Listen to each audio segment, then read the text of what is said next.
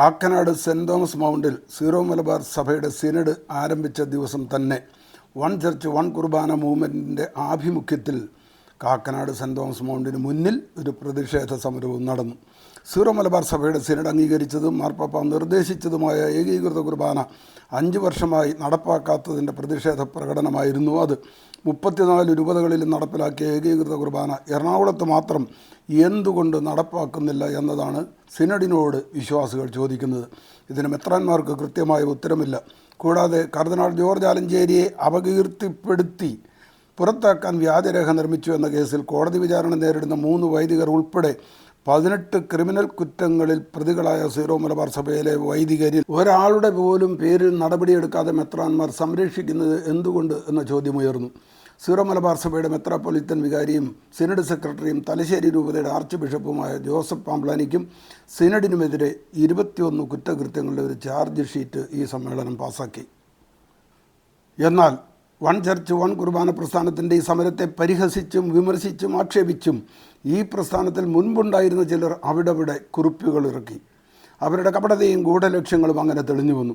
ഏകീകൃത കുർബാന നടപ്പിലാക്കുക എന്ന് മാത്രമാണ് ലക്ഷ്യമെങ്കിൽ ഈ സമരത്തെ എങ്ങനെ വിമർശിക്കും? ഇതിനൊപ്പം നിന്നില്ലെങ്കിലും ഇതിനെ ചെറുതായി കാണാതിരിക്കാനുള്ള മാന്യതയും നന്മയും ഇല്ലാത്തവർ ഏത് പ്രസ്ഥാനത്തിലായാലും ഏകീകൃത കുർബാനയ്ക്ക് വേണ്ടി പോരാടുന്നു എന്ന് അവകാശപ്പെടുന്നത് എങ്ങനെ? അണക്കെട്ട് പണിയുമ്പോൾ കല്ലും കട്ടയും മണ്ണും ചുമക്കാൻ കഴിയാത്ത അണ്ണാൻ ദേഹത്ത് മണ്ണും തേച്ച് കൊണ്ടുപോയി അവിടെ കുടഞ്ഞിടുന്നത് പരിഹസിച്ച് കാണരുത്. അണ്ണാൻ കുഞ്ഞു നമ്മുടെ ഈ എറണാകുളം അങ്കമാലി അതിരൂപതയിലും അത് നടപ്പാക്കി കിട്ടാൻ വേണ്ടി വൈദികരുടെ ദുശാഠ്യം മൂലം അത് കുർബാനയോടുള്ള എതിർപ്പല്ല, ആലഞ്ചേരി പിതാവിനെ തോൽപ്പിക്കാൻ വേണ്ടിയാണ് അവർ തുടങ്ങിയത്. അതിന് മുന്നോടിയായിട്ടാണ് പാമ്പ്ലാനി എറണാകുളത്തേക്ക് വന്നതും ഇവർക്ക് വേണ്ടി ഈ അജണ്ട നടപ്പാക്കിക്കൊണ്ടിരിക്കുന്നത്. പാമ്പ്ലാനി ആദ്യം പറഞ്ഞത് മാർപ്പാപ്പ ഒരിക്കൽ തീരുമാനിച്ച കാര്യം യാതൊരു കാരണവശാലും മാറ്റാൻ പാടില്ല, അത് നടപ്പാക്കുക തന്നെ ചെയ്യും. ഏകീകൃത കുർബാനകളെ നടപ്പാക്കുന്ന ലക്ഷ്യത്തിന് വേണ്ടിയാണ് ഞാനിവിടെ വന്നിരിക്കുന്നത്. സിനഡ് പിതാക്കന്മാർ എന്നെ അയച്ചതും അതിനു വേണ്ടിയാണ്. വിളിച്ച് അവർ ആവശ്യപ്പെട്ട എല്ലാ കാര്യങ്ങളും വെറും നോട്ട് ബുക്കിൽ എഴുതി കൊടുക്കുകയും അതൊന്നായി നടപ്പാക്കുകയും ചെയ്തു. മുതലായി എല്ലാ സിനഡിനും മുമ്പിലും ഞങ്ങൾ ഇവിടെ സമരം ചെയ്തിട്ടുണ്ട്. മെത്രാന്മാർക്ക് പോകാൻ വേറെ വഴിയുണ്ട്, അത് മെത്രാന്മാർക്കും അറിയാം. 2021 നവംബർ മാസം 27-ാം തീയതി ഈ മൗണ്ട് സെന്റ് തോമസിൽ നിന്ന് ഒരു തീരുമാനം ഇറങ്ങി. ഏകീകൃത കുർബാന മാത്രമേ സീറോ മലബാർ സഭയിൽ ഔദ്യോഗികമായി നിലനിൽക്കൂ എന്ന്. തലമുറകളായി ഏകീകൃത കുർബാനയ്ക്ക് വേണ്ടി നിലകൊള്ളുന്നവരല്ല ഞങ്ങൾ. പിതാക്കന്മാർ ഞങ്ങളിൽ ഊട്ടി തന്ന, ഞങ്ങളുടെ പൂർവികർ ഞങ്ങളിൽ ഊട്ടി പതിപ്പിച്ചു തന്ന വിശ്വാസത്തിന്റെ പേരിലാണ് ആ ഏകീകൃത കുർബാന എറണാകുളം അങ്കമാലി അതിരൂപതയിൽ ഞങ്ങൾക്ക് അവകാശപ്പെട്ടതാണ്. ഞങ്ങൾ ഇല്ലിസിറ്റ് ആയിട്ട് പ്രഖ്യാപിക്കട്ടെ, കുർബാന കാണാൻ തയ്യാറല്ല എന്ന് പറഞ്ഞത്. കേരളത്തിലെ മുഴുവൻ ക്രൈസ്തവ സഭകളിലും രൂപതകളിലും ഏകീകൃത കുർബാന നടക്കാവുമ്പോൾ എറണാകുളത്ത് മാത്രം നടപ്പിൽ വരികയില്ല എന്ന് വിമതരായ ചില പുരോഹിതന്മാർ പറഞ്ഞപ്പോൾ അവർക്ക് ഓശാന പാടുന്ന ഒരു സഭാ നേതൃത്വമുണ്ടെങ്കിൽ ആ സഭാ നേതൃത്വത്തിനെതിരെ ആഞ്ഞടിക്കുവാൻ ഇവിടുത്തെ വിശ്വാസ സമൂഹം ഒരുക്കം. എല്ലാ അടവുകളും പരാജയപ്പെട്ടപ്പോൾ സഹതാപ തരംഗം ഏറ്റുവാങ്ങുവാൻ വേണ്ടി എന്നെ ആരോ മർദ്ദിച്ചു എന്ന് കഴിഞ്ഞ ഏതാനും ദിവസങ്ങൾക്ക് മുമ്പ് പാമ്പ്ലാനി പിതാവ് പറയുന്നത് കേട്ടു. പ്രിയപ്പെട്ടവരെ, സത്യം പറഞ്ഞു കഴിഞ്ഞാല് കോടിക്കണക്കിന് രൂപയുടെ കൃത്രിമം നടത്തി സഭയുടെ എറണാകുളം സെന്റ് മേരീസ് കത്തീഡ്രൽ ബസലിക്കയുടെ കോടിക്കണക്കിന് രൂപ അഴിച്ചു മാറ്റി സ്വന്തം ആവശ്യത്തിനും വിവിധ പ്രവർത്തനത്തിനും ചെലവഴിച്ച പുരോഹിതന്റെ മുഴുവൻ ഡീറ്റെയിൽസും രേഖകൾ സഹിതം പാമ്പ്ലാനി പിതാവിന് കൊടുത്തപ്പോൾ അദ്ദേഹത്തെ ആ മണവാളനച്ഛനെ സംരക്ഷിക്കുന്ന രീതിയിൽ ഓർഡർ ഇട്ടുകൊണ്ട് അവിടെ നിന്ന് പോകുവാൻ തയ്യാറായ പാമ്പ്ലാനി പിതാവിനെ നമ്മൾ തടഞ്ഞു എന്നുള്ളത് സത്യമാണ്. യാതൊരു രീതിയിലും അദ്ദേഹത്തെ ദൈവത്തിന് ഏൽപ്പിക്കാൻ തയ്യാറായില്ല. അദ്ദേഹത്തെ നമ്മൾ സത്യത്തില് സംരക്ഷിച്ച് പുറത്തു കൊണ്ടുപോവുകയാണ് ചെയ്തത്. അതിന്റെ പഴയകാല ചരിത്രവും പാരമ്പര്യങ്ങളും അതുപോലെ തന്നെ ബൈബിളും എല്ലാം കൂടെ കണക്ട് ചെയ്ത് അങ്ങനെയാണ് പാമ്പ്ലാനി പിതാവ് പ്രസംഗിക്കാൻ എഴുന്നേറ്റു. അദ്ദേഹം ഏതാണ്ട് 20 മിനിറ്റോളം പ്രസംഗിച്ചു. വായ് തുറന്ന നിമിഷം മുതൽ വായ് അടയ്ക്കുന്ന സമയം വരെയും പറഞ്ഞ മുഴുവൻ വാക്കുകളും കളകളാണ്. ഞാനൊരു സാധാരണ മനുഷ്യനാണ്, നമ്മളൊക്കെ സാധാരണ മനുഷ്യരാണ്.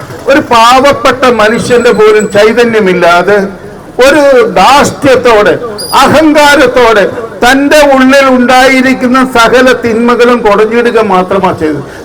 ഇത്രയും മോശമായ ഒരു മനുഷ്യൻ അടഞ്ഞു നിർത്തി ചോദിച്ചേട്ടൻ ചോദിച്ചു, പിതാവേ ഇത്രയും സമയം പ്രസംഗിച്ചത് മുഴുവൻ കള്ളമല്ലേ എന്ന് ആ സ്റ്റേജിൽ നിന്ന് ഇറങ്ങുമ്പോൾ ചോദിച്ചു.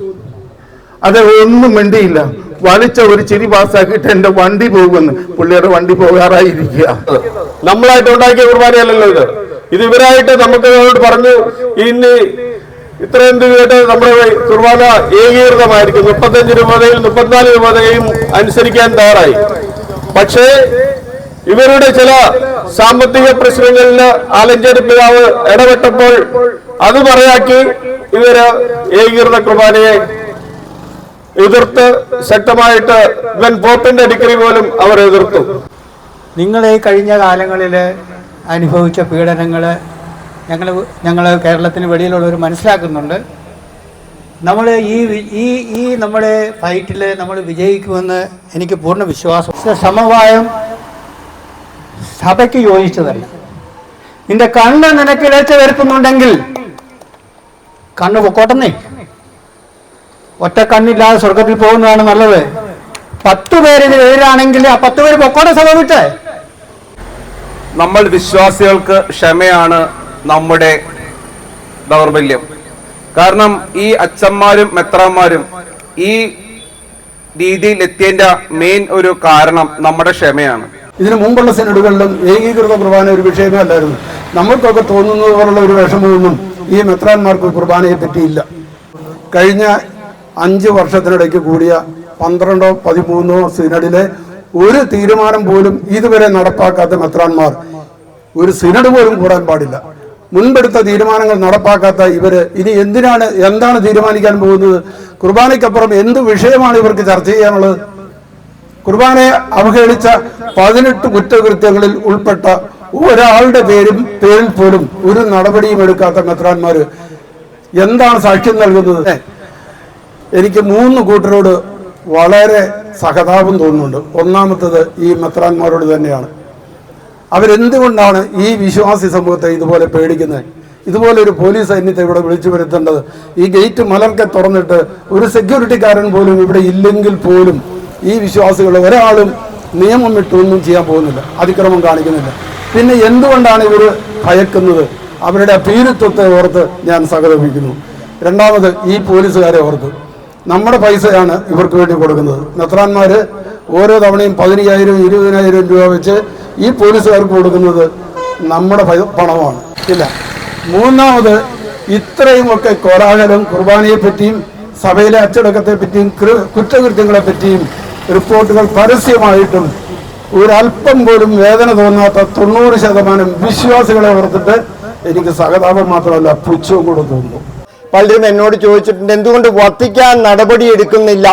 ചോദ്യം, സ്വന്തം മകനെ ഇവിടെ വന്നപ്പോൾ കല്ലെറിയുകയും കുപ്പിയെറിയുകയും ചെയ്ത വ്യക്തികള്, അവരെ തോളോട് തോൾ ചേർക്കുന്ന പാമ്പ്ലാനി. ആരും നിരാശപ്പെടേണ്ട. ഇന്നല്ലെങ്കിൽ നാളെ തീർച്ചയായിട്ടും ചിലപ്പോൾ നമ്മൾ മണ്ണോട് മണ്ണായി തീർന്നിരിക്കാം. തലശ്ശേരി രൂപതയിൽ ഇത് കുർബാന നടക്കുന്നത്, സഭ പറഞ്ഞ ഏകീകൃത കുർബാന നടക്കുന്നത്. ഇവിടെ ചുമതലയുള്ളവർക്ക് എന്തുകൊണ്ട് നടപ്പാക്കാൻ പറ്റുന്നില്ല? ആരെയാണ് ഒരു ഭയക്കുന്നത്? നിരാശ കലർന്ന ശബ്ദത്തിലാണ് ഇപ്പോൾ പലരും നമ്മൾക്ക് എന്തുകൊണ്ട് ഇത് നിർത്തിപ്പോയിക്കൂടാന്ന്. നമ്മൾ ഹൂളിഗൻസ് ആണെന്ന് പറയുക, സത്യത്തിന് വേണ്ടി നിലകൊള്ളുന്നു. ഈ സിനഡ് തീരുമാനിച്ച കാര്യം നടപ്പിലാക്കുവാൻ വേണ്ടിയിട്ട് മാത്രമാണ് നമ്മൾ ഇന്ന് ഇവിടെ നിൽക്കുന്നത്. അപ്പോൾ വിൻസ്റ്റൺ ചർച്ചിൽ പറഞ്ഞ ഒരു വാചകമാണ്, win or lose, sing or swim, never submit to tyranny and such a tyranny. വിജയിക്കുകയോ തോൽക്കുകയോ നീന്തുകയോ മുങ്ങുകയോ എന്താണെങ്കിലും കൊള്ളാം ഇല്ല. ഇവരുടെ ഈ തോന്നിയാസം നമുക്ക് സമ്മതിക്കാൻ പറ്റില്ല. എറണാകുളത്തെ പുരോഹിത വർഗം ഒരു ട്രസ്റ്റ് ഉണ്ടാക്കിയിട്ടുണ്ട്, ഏകം കോൺഫ്രറ്റേണിറ്റി ട്രസ്റ്റ്. അച്ഛന്മാർക്ക് എന്തിനാ ട്രസ്റ്റ്? അത് നിയമപരമാണോ? എന്തുകൊണ്ട്? നമ്മളുടെ സ്വത്തുവകകൾ അടിച്ചു മാറ്റി അതിലേക്ക് ആക്കുകയാണ്. ഒന്ന്, വത്തിക്കാനിൽ നിന്നും സിനഡിൽ നിന്നും മുൻപ് പുറപ്പെടുവിച്ച ഉത്തരവുകളോ മാർഗരേഖകളോ ഇനി സാധുവല്ലെന്നും താനും MABയും ചേർന്നാണ് ഇനി തീരുമാനങ്ങൾ എടുക്കുകയെന്നും മധ്യസ്ഥ ചർച്ചയിൽ പ്രസ്താവിച്ചത്. 7, വിമത വിഭാഗമായ AMTയിലെ ഏറ്റവും മോശക്കാരായ ഗുണ്ടകളെ പാസ്റ്ററൽ കമ്മിറ്റിയിൽ നിയമിച്ചത്. സിനഡ് ഇന്നിവിടെ സ്റ്റാർട്ട് ചെയ്തത് എല്ലാ പിതാക്കന്മാരും കൂടെ ഒരുമിച്ച് ഏകീകൃത ദിവ്യ ബലി അർപ്പിച്ചാണ് ഇന്നിവിടെ സിനഡ് തുടങ്ങിയത്. അപ്പം നമ്മൾ ആവശ്യപ്പെടുന്നത് ആ ഒരു കാര്യം മാത്രമേ ഉള്ളൂ, വളരെ നിസ്സാരമായ കാര്യം. പിതാക്കന്മാർക്ക് നിഷിദ്ധമായ അല്ലെങ്കിൽ അവർക്ക് അർപ്പിക്കാൻ സാധിക്കാത്ത ജനാഭിമുഖ കുർബാന ഇവിടെ വേണ്ടെന്ന് മാത്രമേ നമ്മൾ പറയുന്നുള്ളൂ. ആ ജനാഭിമുഖ കുർബാന നിർത്തലാക്കുക. പകരം ബിഷപ്പുമാർക്ക് അർപ്പിക്കാൻ പറ്റുന്ന ഏകീകൃത കുർബാന, അതായത് സഭയുടെ ഔദ്യോഗികമായ നൈയാമികമായ കുർബാന, അത് മാത്രമേ നമ്മൾ ആവശ്യപ്പെടുന്നുള്ളൂ.